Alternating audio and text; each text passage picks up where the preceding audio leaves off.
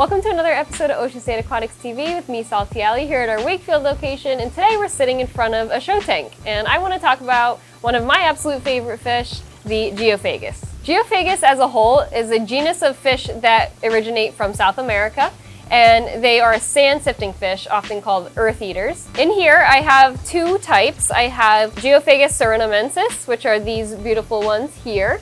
And then I have Geophagus sveni, which are my absolute favorite. I have a pair in there. Geos get the nickname Earth Eater because they take mouthfuls of sand and sift the sand through their gills looking for small particles of food, such as little crustaceans or worms.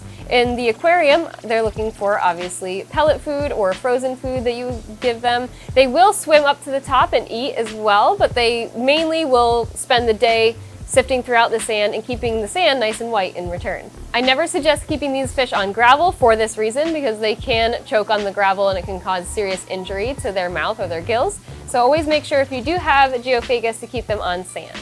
You may be wondering, well, what about this one here? He looks like a Geo. Well, this guy is actually not a Geophagus. This is a threadfin acara, another sand sifting fish. They don't sift as much as Geophagus, and like I had mentioned, they are reclassified as acaras.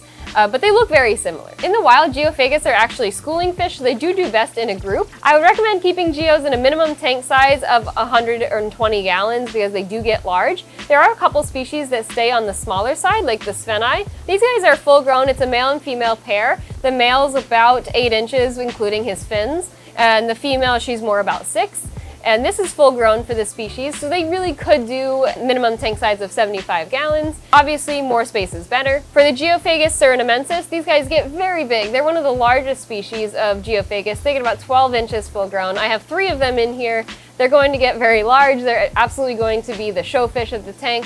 And that's the one thing with Geos, they're very peaceful fish and they make a great show fish. So if you're looking for a fish that really just stands out, that gets people's attention in the tank, a Geo is definitely a great option. As far as sexing these fish, the males are usually larger and they get very beautiful long flowing fins.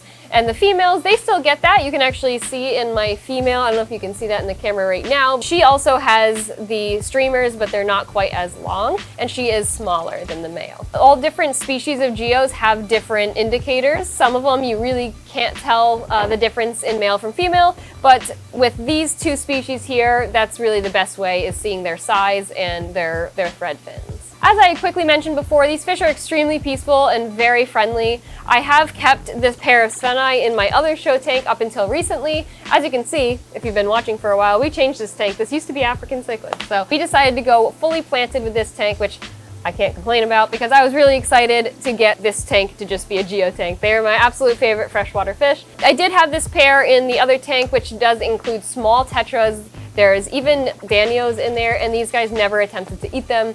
Not that I would recommend keeping them as adults with small fish like that, but just goes to show that they're not aggressive fish. But they are opportunistic, so if they're able to catch them, they may try to. So in your tank, I would suggest keeping them with larger tetras, like full-grown adult Congo tetras like I have here, or even something like bleeding heart tetras or other larger tetra species. They can also do really well with most catfish as well. Larger cory cats, and here I have albino hoplo catfish and other South American catfish. They do really well with other little bit more semi-aggressive or peaceful South American cichlids, such as the acaras. You could keep them with severums. I obviously don't have severums in here because plants. They will eat all of the plants. These fish are relatively hardy and they do really well in just about any aquarium's parameters, but you want to make sure that you're keeping the tank clean and keeping those nitrates low. They can be sensitive to high nitrates and they will really lose that beautiful color and those beautiful streamers if the tank quality isn't tip-top shape.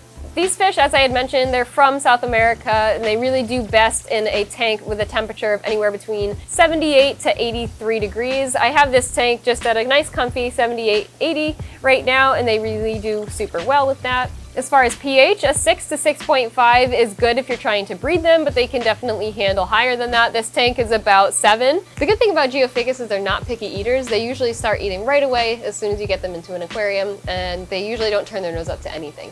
These guys here, I feed them a whole mixture of things like vibrobites. We also will feed them frozen food or other pelleted foods. They'll even eat flakes, but being large fish, flakes really aren't the go-to option, but they will eat them.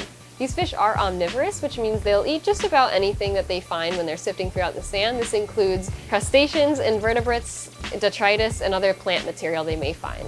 This does not mean they'll eat your plants in the aquarium. They will usually leave all live plants alone, but like I had mentioned, when they're sifting through the sand, they may find little bits of plant material and they will eat that. But they're safe for your planted aquarium.